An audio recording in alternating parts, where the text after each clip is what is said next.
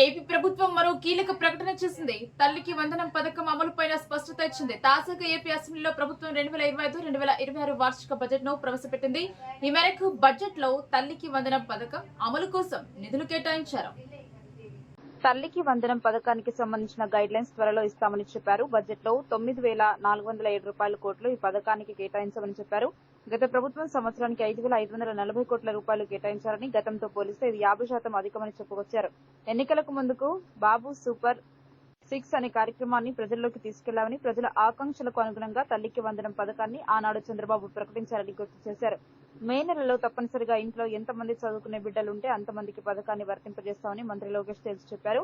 YCP మాత్రం రాష్ట్రంలో బడికి వెళ్తున్న పిల్లల సంఖ్య 82 లక్షలుగా ఉందని, ఇందుకోసం 13,000 కోట్లకు పైగా అవసరం ఉందని చెబుతున్నారు. ప్రభుత్వం దీనిపైన స్పష్టత ఇచ్చింది. అర్హతల విషయంలో గతంలో 75% హాజరు తప్పనిసరి చేశారు. ప్రస్తుత ప్రభుత్వం సైతం ఈ నిబంధన కొనసాగించే అవకాశం కనిపిస్తోంది. పథకం అమలు కోసం అధికార యంత్రాంగం మార్గదర్శకాలపైన కసరత్తు చేస్తోంది. త్వరలోనే వీటిని ఖరారు చేయనున్నారు.